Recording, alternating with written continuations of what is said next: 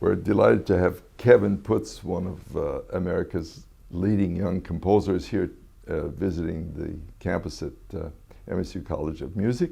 I wanted to ask him about his thoughts on the work he wrote for the Verdehr Trio, which I believe we premiered in 2004. When you encounter any ensemble that is somewhat unusual, I mean, it's not completely unusual. There have been more unusual groups of instruments I've written for, but the first thing you think is, how can these instruments be combined, and how can you exploit their special qualities, you know, in idiomatic ways. And so I think I just had an idea for the first texture of the piece, which is to have the violin provide the harmony and do this kind of arpeggiando technique where you're playing over the strings, and so you can do 4-note chords, and so the harmony would move through the violin. And then I thought, actually, I'll just maintain that throughout the movement, and that way the first movement would have a very special you know, sort of unique characteristic, that just the color of that and the texture of having the violin play the harmony in that way. And then of course the clarinet would be the melodic instrument, playing a kind of long-ranging melody in the, I suppose, sort of reminiscent of Rachmaninoff or something, where there's this long spinning melodies. Of course on the clarinet it works, you can make large leaps. That's very idiomatic for the clarinet. So the melody is linearly conceived, but in the meantime it often dips way down into the register and back up. And we do truly love the piece. We think it's just perfect the way it is in the form. And if Elsa says that the first movement is one of her favorite melodies. She loves it. Yes, and of course I feel that way too. And though your arm's about to fall off during the playing. It took me a while to understand what's happening, and then you pointed out when my student played it here that you liked the way she played. Well, very much. Yeah. Well, it's the rhythmic component, and then the phrasing with the clarinet, actually, and then bringing out the different. Yeah, and really hearing the harmony and the direction of the harmony. Yes. And so you're not just sort of you know, naively moving through harmony, it but really listening to it's like Bach. If you play Bach absolutely straight, there's nothing. And the piano simply provides a very simple pulse, just really kind of defining the kind of pendulous rhythm of the piece, and anchoring the violin and anchoring the clarinet rhythmically. And that's how that movement works. And it felt nocturnal to me. It just felt like, I don't know why, you know, that word just came up, and then I thought, well, where's that tradition come from? Well, Chopin, and earlier I guess John Field, I guess, was the guy who started writing nocturnes for piano, and so I thought, well, one of these movements has to be a piano nocturne, and that became the last movement. But I wanted the violin, of course, to be able to do lyrical things, and so the second movement, that's where you hear the violin begin in a lyrical singing manner, with a very simple sort of plodding eighth note accompaniment in the piano. And then the clarinet joins, and the two of them play lyrically together, and it's kind of a duet. The piano still kind of takes a back seat to their lyricism, though it kind of has its own, you know, character and its own importance. Its pulse and texture in the middle. There's this kind of ghostly series of 16th note scales and between two octaves in the piano, and then the third movement is piano alone. Really, just piano. No, the violin and clarinet wait until the very last few chords, and then join the piano in harmony at the end. Just harmony. That's just plain simple chords, and then that's the end.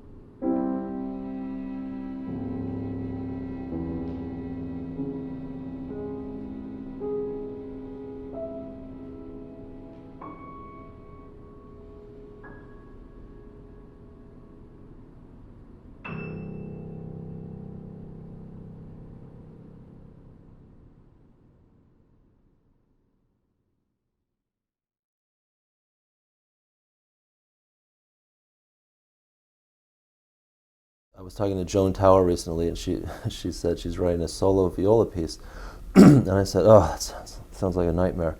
Just not to write for viola, but just to write a solo piece with even though you can achieve harmony, and you can with a four-stringed instrument." And she said, "That's because you're a harmony guy." And I thought that she's right. I mean, I think everything begins with harmony for me. So it is the most important factor. So in some, even though the clarinet's playing a melody, really the violin is the most important. Has the most important part for me, because I tell stories with harmony. It's to me, a very original concept, because the first movement is so kind of serene, and then right. And the second is this darker, dark, a little more like untrusting or something. Like, I don't know. It's not dark. It's not terribly dark, but it's certainly a different character. Yes, and then the last is, I don't know what the last is sort of ambiguous, and it begins ambiguously, but then there's sort of, it becomes more, it starts with to be honest about it, the third movement, when the piano starts these nocturnal kind of rising figures in the left hand, the right hand is totally at odds with it. It's sort of, you expect something really, when the right hand finally enters with the melody, you expect it to be,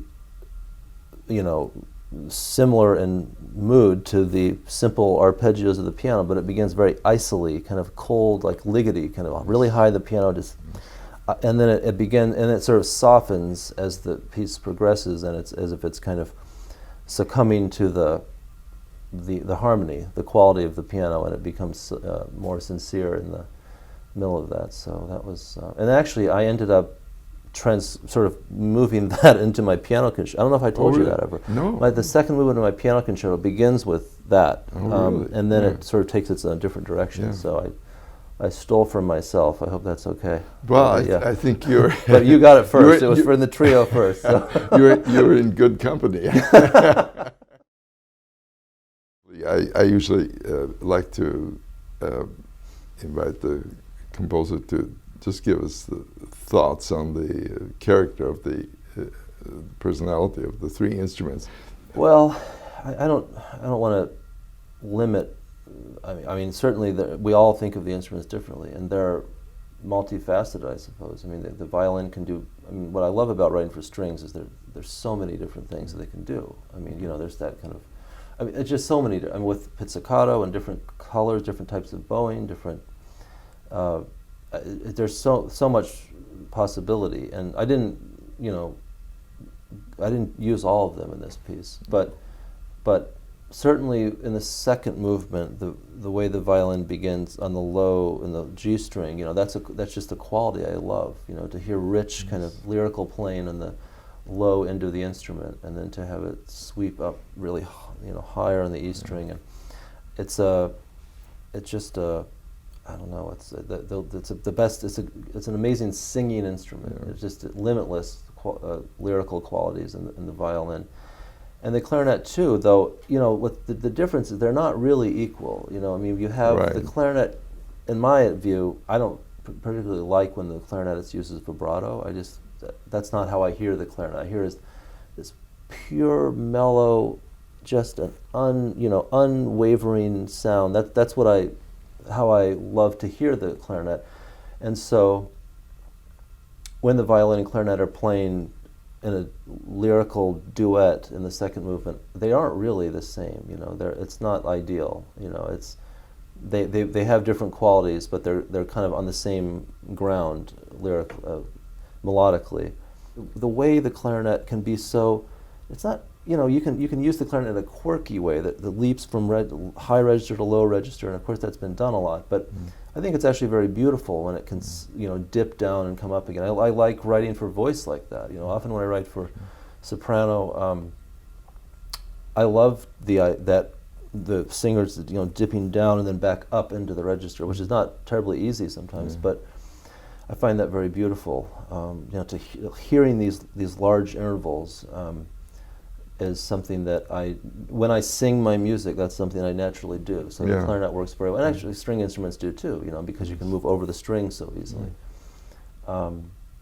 And the piano, it's very hard for me to get away from all the music I learned as a kid, and up through. I mean, I don't play so much anymore, but up till I don't know, I was 30 or so, I was playing a lot, like playing Rachmaninoff and Beethoven and Mozart, and those. It's hard to get. There's a lot of new music for piano, but the old music is so great, yeah. rich and beautiful. So I spent a lot of time in school working on those pieces, and so when I play the piano, I think I naturally move back to my hands go where those pieces take you, and so I haven't written a lot of piano music for that reason, because I can't. I find I can think more imaginatively for other instruments where I don't know the repertoire, where I'm delightfully surprised by what the performer will do because I can't do it myself, and so it's more interesting for me. But certainly the Nocturne, the last movement of the trio is Chopin-esque, I suppose. Yes. When we started, as you know, there were only a few pieces, and since then many people have written for us, and our motivation was really to create a body of literature that would sort of define as a real chamber music medium, like it's the trio with cello and the string quartet and so forth. And do you have any thoughts regarding that? It seems to me that you've given the genre such amazing pieces. Well, we've been lucky to have you and your colleagues. Going back to Menotti and composers I admire so much. You often mention Mozart as an inspiration and so forth. Can you talk about that a little bit as an influence on your own musical thinking? Yeah. There's something about let's see if I can try to define it. Beauty, I mean, sort of unreal kind of beauty, and this sort of like that Schumann, I think, said at one point that the skies just open, immediately. You hear the opening of even an early piece of his. There's just such optimism, and it's like sort of humanity in its best light, immediately that just, it's without effort seemingly, that kind of emotion is just there for him.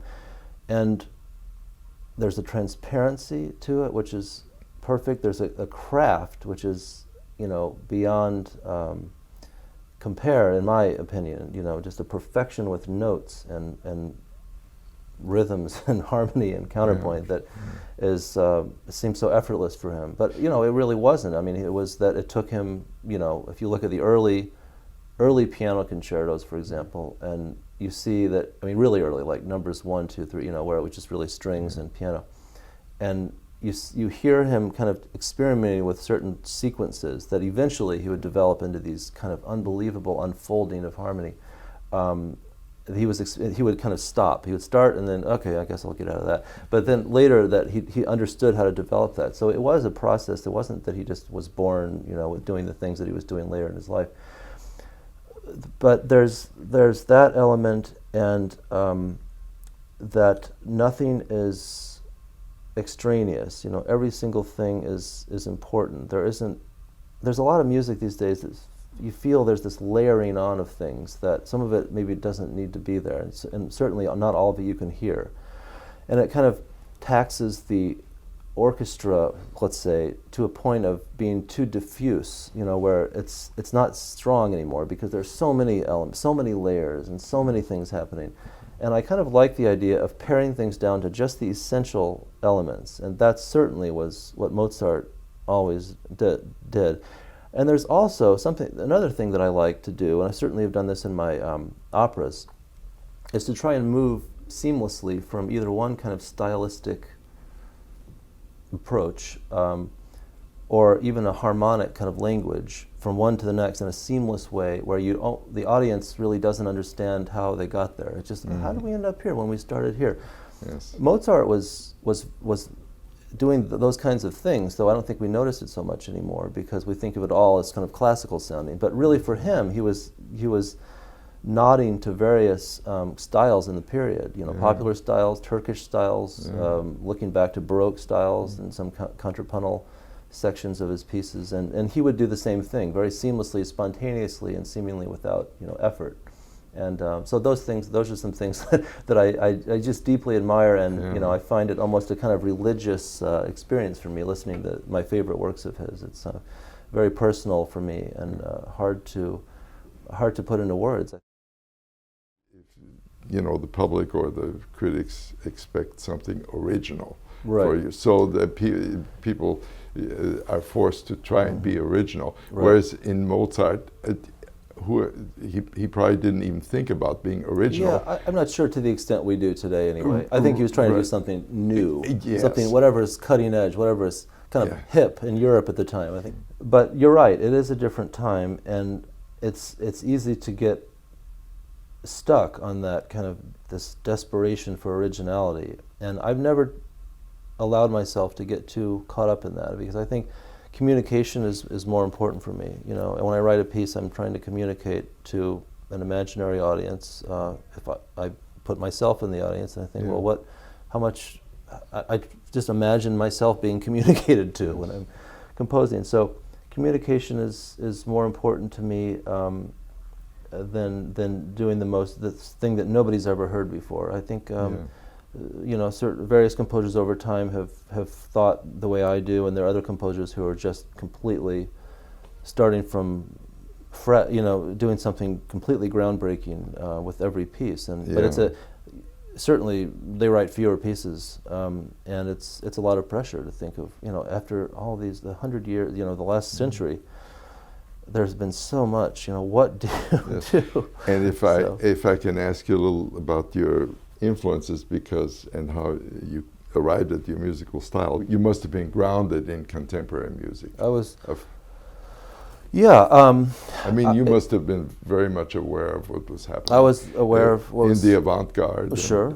So forth. But it, you know, that was, when did I go to college? I went to college in 1990. That was when I went to college, and I studied with, the way it worked at Eastman is that we had a different teacher every year. So I worked with Samuel Adler, and then Joseph Schwantner and Warren Benson and Alan Schindler, and then eventually I went to Yale and I studied with Jacob Druckmann and Martin Bresnik and David Lang for even a semester, which is really interesting, really great teacher.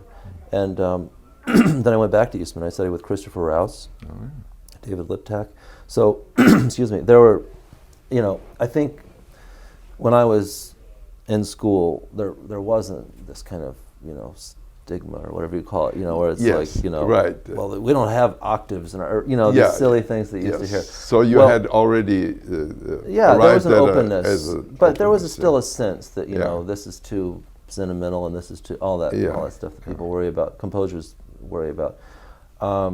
There is sort of a club, I think, you know, there's a sense of the composers kind of writing for each other, and this is cool and this is not cool. There's still that feeling. It's in the air. It's in the air. But I think, you know, these days, especially, it's really it's much more open. I think so. And as our world becomes more open and more, as we're more connected with the internet and things, music becomes cross-pollinated as well. And I think there's just, you never know what to expect. And there isn't like you're in this camp or that camp. It just doesn't feel that way anymore. And so you really do feel that you can do anything. And it's a very exciting time, honestly. I read that you're writing something for Renee Fleming. Is that? I'm working on a piece right now for her, which is really great because it's commissioned by Eastman School of Music with help from my friends Joe and Betty Hirsch, who actually commissioned the flute concerto that we're playing tonight here. Yes, I'm looking forward to it. With Richard Sherman. So I went to Eastman and Renee went to Eastman. So they're playing the orchestra. Eastman Orchestra is playing in New York, so they wanted to commission me to write a piece for her. I see. So I found some texts, some letters that Georgia O'Keeffe wrote, and I'm basing the whole piece on these letters. So it's called Letters from Georgia. But I distilled her letters down into 5 poems. They really feel like poems. Do you have a feeling for where the music is heading? And of course it's a feeling. One can't predict it, but I feel like there probably is more. I think we're coming into, well, probably already into a time where less of an emphasis on absolute music, you know, but there's sort of music that is about something, and it's even presented in a way that's clearly about something. I think that's why opera is so popular, because there's a story there, there's something else with the music that can draw people in. So I feel like there's that's happening. Certainly there's the boundaries between popular music and classical music, sort of the more sophisticated popular music is becoming part of, I mean, I have students who grew up really as sort of popular music composers who wanted to do something a little more involved, maybe, and so they learned the classical repertoire later. Whereas I grew up with the classical repertoire, and I've listened, and there are certain, you know, more popular sort of, I guess that's what you call artists that I've become interested in later in my life. But I started with, my foundation was in Beethoven, and you know, so, but you know, there are all kinds of ways to become a composer, all kinds of avenues. So, yeah. We're delighted and proud, of course, that you wrote such a wonderful piece for us. And it was an exciting commission, you know, from a legendary trio, and so I was happy to be part of the tradition. Yeah. But I'm sure it will be a repertoire piece. So I hope so. And it's a unique piece. It has a unique atmosphere and its style. Thank you. Really wonderful.